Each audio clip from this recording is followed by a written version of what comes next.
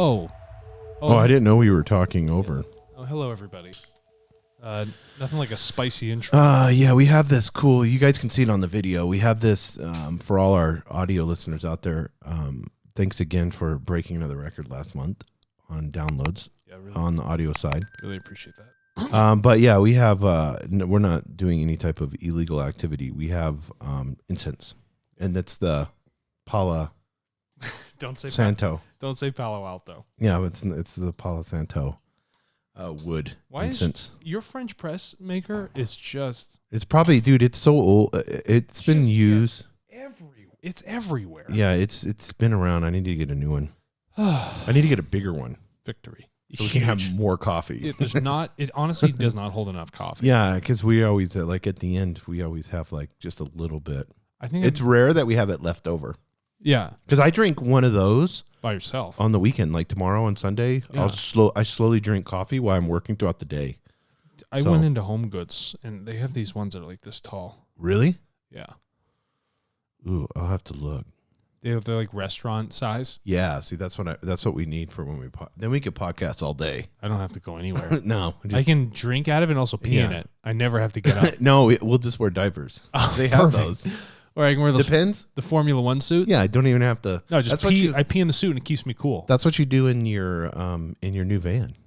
Pee in a suit. Yeah, you guys just get pee suits and you don't even have to leave. Do they make them for dogs?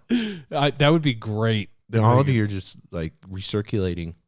I know this sounds messed up, but you have a bathroom in your so there's a bathroom in there. It's silly to. You just have to stop for the dogs. Yeah, or if I can teach them to go to the bathroom in the bathroom. Yeah, that'd be great. You know, funny be watching the dog take a shit on a toilet. Is it cats that do that? Cats can do it. I've seen iguanas do it. Wow. Yeah. I bet a pig's real smart, so they could probably figure it out. Fucking destroy the toilet because pigs weigh like 600 pounds. Oh, yeah. Yeah, I have a gal that I know. She got a pig. Is it pig? Oh, I thought you were calling it one of those. No. I'm like, oh, goodness. No, not at all. She got one of those little potbelly pigs, and now Dude, I love how it's called a potbelly. I know, because they have the little potbellies, but now it's big. It's bigger. It's as big as a large dog. Everyone's like, cool, micro pigs. No, it grows. You want to know a fun fact about a pig? You know they're like pink and stuff like that, or you get a brown one, kind of bristly. Right. If you put it out in the wild, it'll immediately go back to being feral and will grow tusks. Yeah. Regardless of how domesticated you have made it, stick it back out in the wild, bristles and tusks. Yeah. It's a guarantee. Yeah, they're pretty crazy too. They're pretty ruthless. Fast. And they can, I know in Texas, you can kill as many as you want because they're just breeding so fast. They're worse than rabbits. Well, it killed that guy in Game of Thrones. Yeah, I saw that. King in the beginning. That was awesome.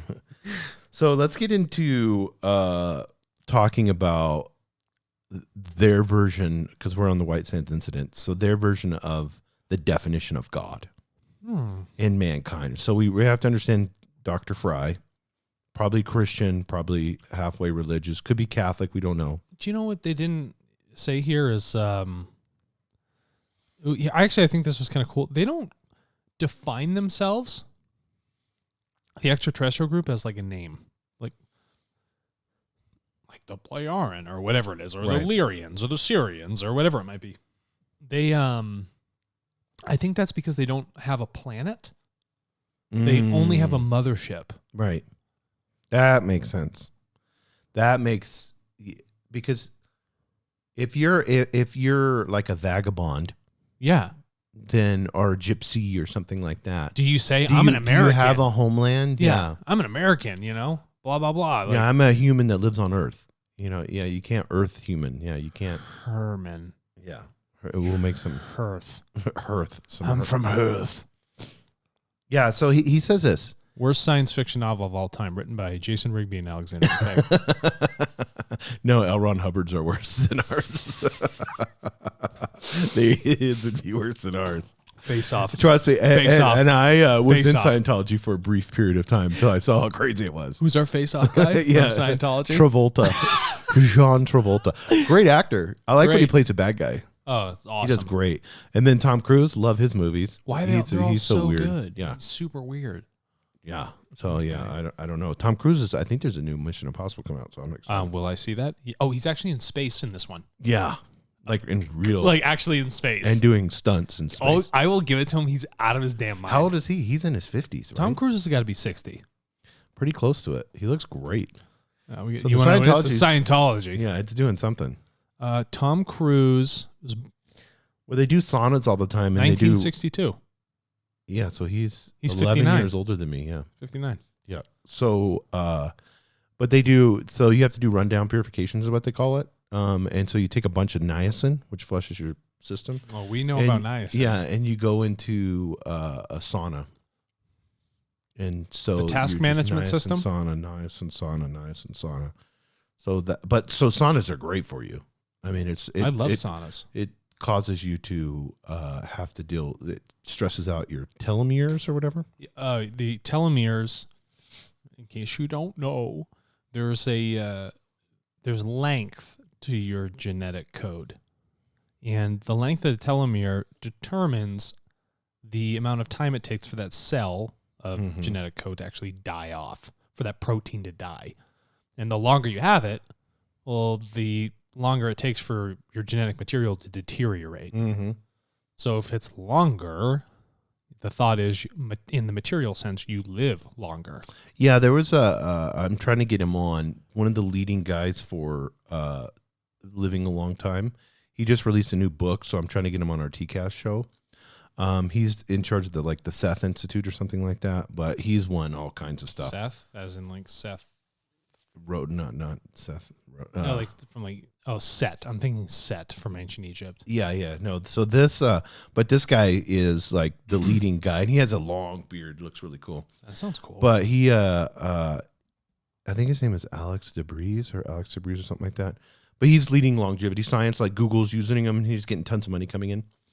And you'll always get money for telling people we're going to figure out how to live longer. But here's what he said yesterday. He said basically, in the last 5 years we've had huge breakthroughs, like with Parkinson's and cancer and stuff like that. And he goes, if we can figure out these things in the beginning, and he says it takes an engineer's mindset to do this. This is the problem that we had. And he goes, until recently in the last 5 years, we said, okay, the body is a systems, and then let's take an engineer approach. Well, what causes the systems to fail?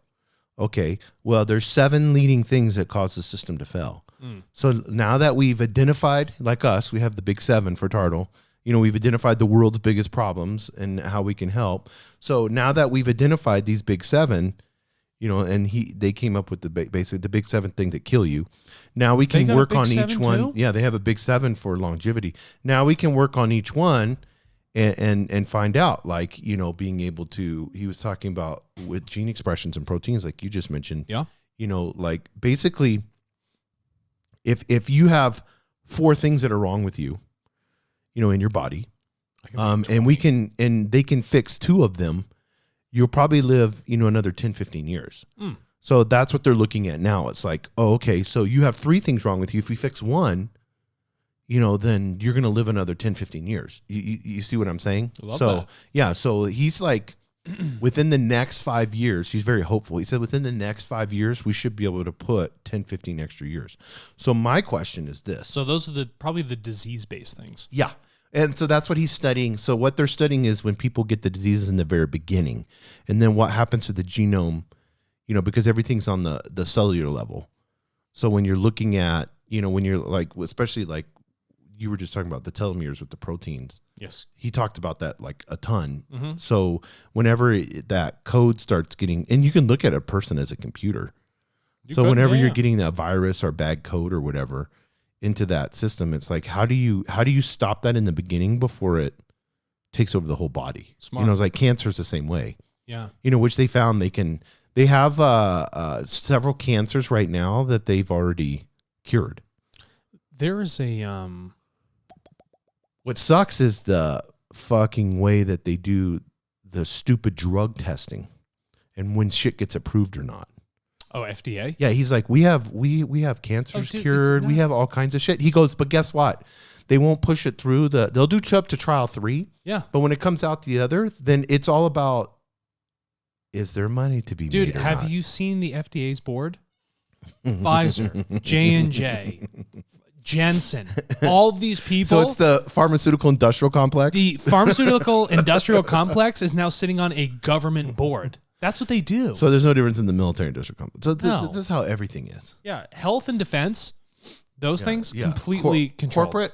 Corporate takeover of the government in the United States is as real as it can ever be. And I know that the engineers like to focus on the idea of let's get rid of the disease factors. That's one aspect. But the other aspect is the actual deterioration time. Yes, he was talking about that too. Yeah. You have to, that's a different sort of protein that they're trying to figure out which is the appropriate one to increase the longevity of life. Mm-hmm. Before preventing any disease is one aspect.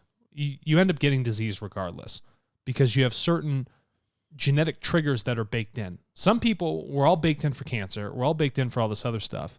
The question is, does that genetic trigger actually hit? What initiates that protein?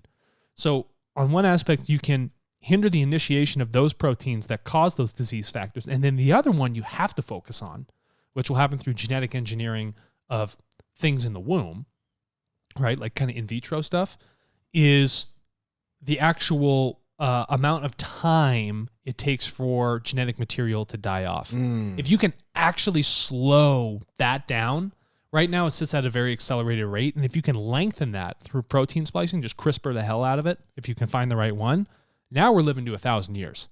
And I think 1,000 is going to be our peak. Well, who said that we could live to 1,000? Was it the Pleiadians or Ra? Somebody said that. The Pleiadian did, and also Ra stated it in the earlier days. Yeah. That we're made to live to, like our bodies are made to live to 1,000 years. But there's a genetic trigger that was apparently put into our bodies that actually cut that time down dramatically. Yeah. Because we weren't learning. Well, and the Bible is that way too. People were living in the very beginning times to 300, 400, 700 No big deal. No big deal, yeah. Yeah. So it was anywhere from 300 to 1,000. I could literally read every book. Yeah. Not that, and people would be like, that sounds so fucking nerdy. I'd be like, no, it's not. I'd be like whacked out with the books. Oh. I'd spend 200 years on books, 200 years of straight meditation, 200 years of weightlifting. But see, here's the problem though. It's go ahead. Here's the part that pisses me off. I guarantee I could go to this place where everybody's spending billions of dollars on this. Mm-hmm. And I want to go in there and I want to see, do they have a lobster sitting there in a cage? Do they have a jellyfish? Do they have all these animals that can live for, a tortoise? Mm-hmm. A tortoise can live for that. Charles Darwin's still alive. Yeah. The one that he found on the Galapagos Islands, it's in London Zoo. Still hanging out. So it's like, and that was how long ago? 1700s? Right. The difficult part is that once you think you have identified that gene, maybe it being a lobster, you have to wait for the lobster's offspring. Yes. And then see if the offspring is actually statistically living longer than the initial lobster after you've modified it. But I mean, the process for this is a long time. I guarantee you they're not going to nature. No, they're not. So your whole philosophy of living longer, there is already examples in nature of living longer. There's already examples. There's scriptural writings and teachings of people living that long before. So we're not inventing something new. No, we're just going back to what was natural. Yes, exactly. So now you have to reverse engineer that. Mm-hmm. And say, oh, okay, well, what is there commonalities? Is there things that we're seeing here? Why are these, these oceanic animals, why are they living so long? Is their metabolism, I mean, there's a lot of different things that you'd have to look at, and I'm not a scientist by any means. So no, but what you're talking about is the obvious, which is ignored. Captain Obvious. Yeah, Captain Obvious. We need him there. I really wouldn't mind. I guess we're going to have to do 2 episodes where this one will be just on genetic engineering. I wouldn't mind being genetically engineered. I wouldn't mind genetically engineering disease out of my children. No. I think that would be fantastic. I wouldn't even mind after their safe trials go through, I wouldn't mind the Elon thing. Oh, you like the wetware. I wouldn't mind something stuck in my head. That wouldn't bother me. If I can read all the books in the world now and have all that knowledge. Yeah, when we podcast and we have the fucking link stuck in and I can read your mind and you can read mine. So you said that's what's going to happen with it. Yeah, that'd be nuts. I want that. I hope that we get to that point. I know, well, it's not a hope. It's if we survive. Yes. If we survive, we will be there. Yeah, if we don't burn ourselves out, we get there. As we look at other extraterrestrial races, they have telepathy. Yeah. So once we get to that point, and I'll be so excited for that point because it will eliminate all the hypocrisy. It'll all be gone. We can't bullshit. It's truth full time. And then I think it telepathy causes a natural evolution because you're bringing truth to everything. You're exactly correct. Globally. You can't stop it. So like Joe Biden up there, you would know if he's a piece of shit or not. Yeah. You know, in his head, he's sniffing little fucking kids' hair and shit. So then you would know. You would know. I love when you say that. Well, it just pisses me off. Yeah. It's like, you know, and Trump's no better. No. So I'm not saying that I'm. No politician is better. No, there's no. If you want to understand my political beliefs, michaelmalice.com. I can say this in HDL. Is there a handbook for that? Dude. Well, there is. Now there's, but I was kind of disappointed in the handbook. He did a whole podcast yesterday on it because it's just all he did was get the famous anarchists that. Is this a copy and paste? I haven't even got the chance. Is it a copy and paste? It's all. So basically, here's what was happening. Everywhere he went, on every podcast he went, he's like, "Oh, you're an anarchist. That sounds weird and kind of cool. What is this? So what is anarchy?" So he had to explain over and over again. So he wrote in the book, but then he took like the best, not the crazy, because there's this fringe. You know how libertarians are. You go to libertarian. If we go to the Libertarian Party of New Mexico, yeah, there's going to be peeps like us with aliens. Yeah, I know. You know, and then, I mean, it's a crazy. I used to be a part of the Libertarian Party of Washington State, and I went to a couple meetings, and I was like, I can't. I mean, there's like a guy that looks just like, has a big black mustache, fake dyed. He's like 80 and he has monster glasses on, and all he wants is legal prostitution. Yeah. You know? That's the only reason he's I there. appreciate the fundamental ideas of libertarianism, but you guys are just out of control. You're using it for all this perverse shit. And then anarchists is the same way. You know, they all associate, we hate the government, let's burn shit down, which is not. No. So there's one guy in there, but so the whole book is basically a collection. Constitution thing. I can see his a collection glass bottles. So he said he's going to write an actual book, but he wanted to get this out really quickly. He did it in 3 months. He wanted to get this book out real quickly because he said it was for selfish reasons. Because that's all he was saying the same shit over and over again. Because people were like, well, what are you? I've never heard this. You know, you seem nice, but you're an anarchist? Like, what the hell is that? You know? That's because the media played up anarchy to be something just like horrific. Oh, yeah. Or you see Antifa or something like that, and people associate the two, which it has nothing to do with. And by the way, Antifa, if anybody doesn't know what that means anti-fascism. Yeah. But they take a very violent approach to anti-fascism. Which we don't condone. Condone. What did you say in your new, which you just dropped? It's going to be dropping today, if he gets it done, hopefully. We have the new Big 7 video that's coming out on Tartle.co. So I encourage everybody to go to YouTube and check out Tartle's new video. Alexander McCaig is dropping some heat on why the planet's so fucked up. Yeah, I did do that. So what is so let me ask you this. So and you talk about this in the video. Whenever it comes to unification. Yes. And if let's say I'm part of Antifa, I'm not, but then I wouldn't. But let's say I'm part of it. Stated that. I know they could clip that out. Yeah, someone's gonna be like, Jason Rigby's part of Antifa. That's the podcast. Honestly, world. That'd be hysterical. Yeah, it's the podcast world. And then all of a sudden I see them doing tons of violence. Mm-hmm. So now I have an obligation as a human, a global citizen of this earth, to distance myself from them because I have a principle of unification. Mm-hmm. So kind of go into unification, and if you don't mind, because you talk about that in the video, and I thought it was really interesting. Unity's funny because you talk about distancing yourself. Well, if I distance myself, I'm separating. Mm-hmm.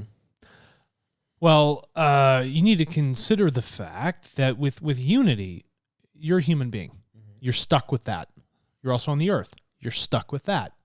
And when you move yourself away from individuals who have a bad train of thought, what you're doing is you're recognizing, okay, I'm going to create a unification in my mind. That energy which they're creating that negative, anti-fascism, violent energy. I understand it. I see what they're doing. I do not agree with it. So I'm unifying with them and understanding. But I can remove myself and still be unified with others. Yes. So even though you're geographically distancing yourself from it, you've integrated the thought patterns, you've understood them, you've made them positive, and you now brought that over to the rest of the collective that doesn't sit in Antifa. And you say, let's all be stewards towards something more beneficial with this unity. And it would be the same in any organization. It could be the Catholic Church. It could be correct. The Baptist Church. It could be any religion, Doesn't matter. New Age group, whatever it may be. Yeah. Everybody, you'll notice whether it be words or actions, people are committing certain forms of violence. And certain people have moral thresholds. Like, that's an okay amount of violence, right? Consider the Crusades. People are like, yeah, that's okay. Because it's advancing the church. Yeah, because it's advancing the church. So you need to consider, does the full unified advancement actually have a positive gain? Or is it just for one small selective group?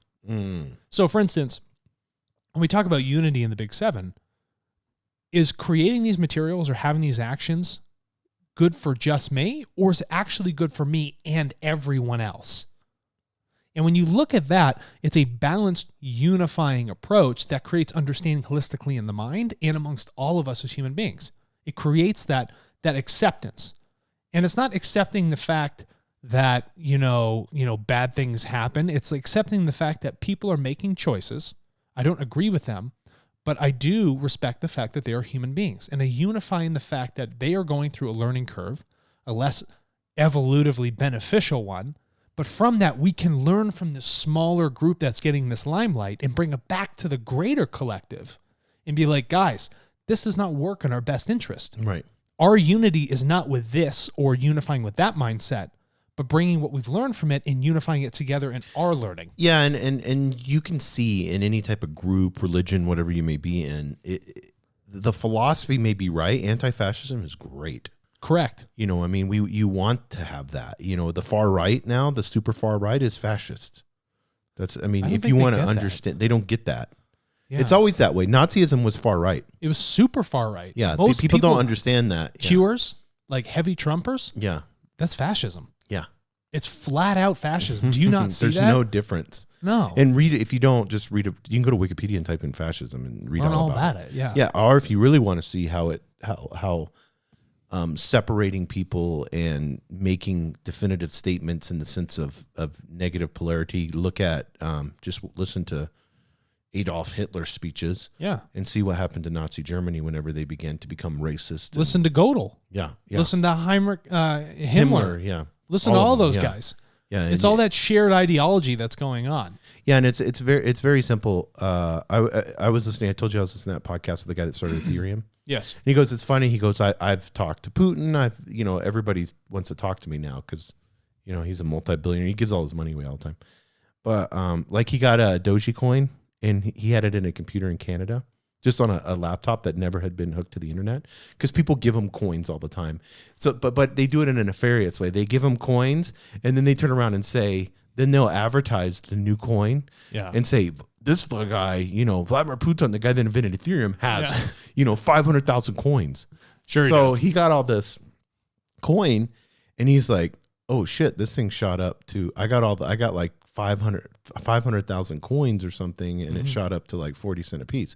So it goes, there's like $13 billion there. It's COVID. I can't get to my computer in Canada because I'm living somewhere else, in Europe where he lives.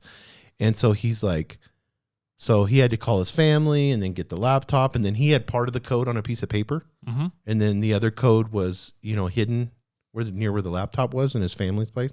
So finally he gets it all together and he creates a new wallet and goes to Target and buys a new laptop and transfers it all over and all that. So then he's sitting there and he has like $13 billion or whatever just sitting on this because he got all these free coins. Yeah. So he's like, 90% of it he gave back.